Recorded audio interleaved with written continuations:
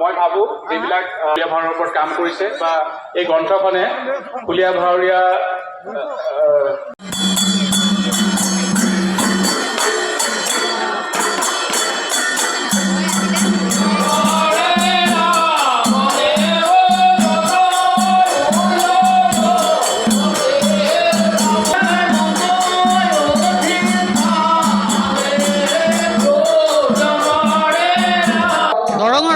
পুৰাতন লোককৃষ্টি পুৰাতন পৰিবেশ কলা খুলীয়া ভাওৰীয়া আৰু এই খুলীয়া ভাওৰীয়া দক্ষিণ চুবুৰীত বহু বছৰ আগৰে পৰাই চৰ্চা চলি আহিছিল আৰু দক্ষিণ চুবুৰী গাঁৱৰ যিটো খুলীয়া ভাওৰীয়া দল আছে ইতিমধ্যে 65টা বছৰ পূৰ কৰিছে আৰু বিভিন্ন অসুবিধাৰ কাৰণে সোণালী জয়ন্তী অনুষ্ঠিত কৰাত পলম হৈছে।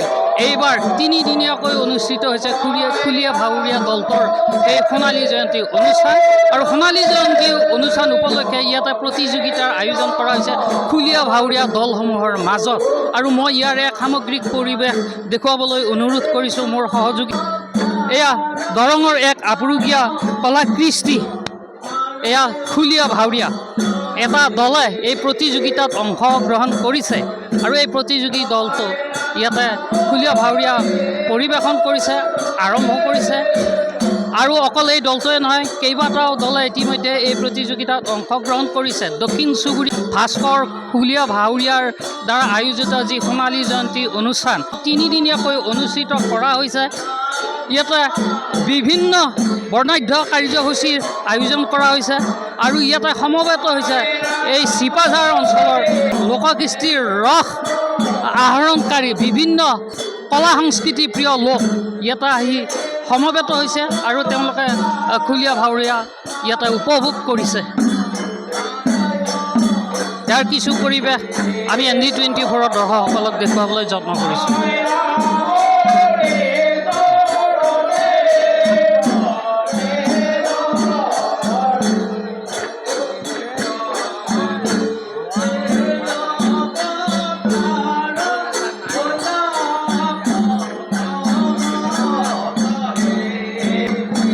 আৰু আমাৰ সৈতে ইয়াত উপস্থিত আছে এগৰাকী উদ্যোক্তা, যিহেতু ইয়াতে এইবাৰ এই খুলীয়া ভাওৰীয়া দলটোৰ সোণালী জয়ন্তী উদযাপিত হৈছে, কি ক'ব?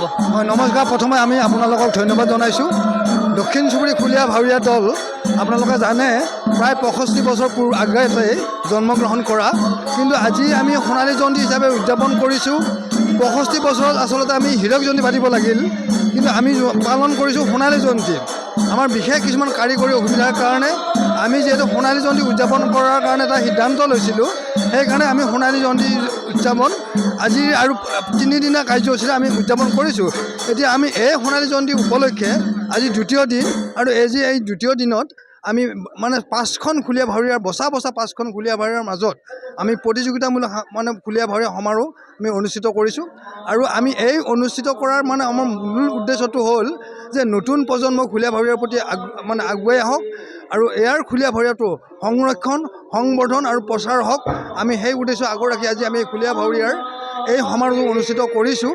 আৰু অকল খুলীয়া ভাওৰীয়াই নহয়, দৰং যিহেতু লোককলা কৃষ্টিৰে পৰিপূৰ্ণ এখন জিলা, খুলীয়া ভাওৰীয়াৰ আলম লৈ প্ৰতিটো কৃষ্টি যাতে সজীৱ হৈ উঠে তাৰ কাৰণে আমি এই বিশাল আয়োজন কৰি আমি সকলোকে লৈ সংস্কৃতি যাতে যাত্ৰাটো দীঘলীয়া হয়, স্থায়ী হয়, তাৰ কাৰণে এই ভাস্কৰ খুলীয়া ভাওৰীয়াৰ দলে এই ধৰণৰ সমাৰোহ আমি উদযাপন কৰিছোঁ। যিহেতু এই যিটো খুলীয়া ভাওৰীয়া দল আছিল আপোনালোকৰ ভাস্কৰ খুলীয়া ভাওৰীয়া, ইতিমধ্যে বহুকেইগৰাকী শিল্পীয়ে এই সংসাৰৰ পৰা বিদায় লৈছে।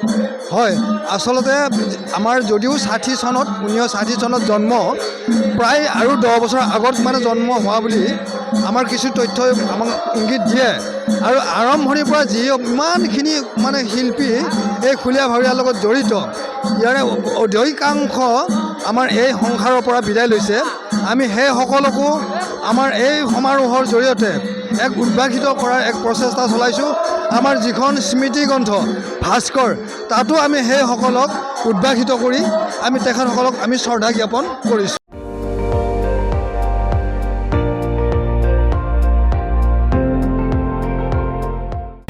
আপুনি চাই আছে ND24 সৰ্বশ্ৰেষ্ঠ নহয় সৰ্বোত্তমৰ দৌৰ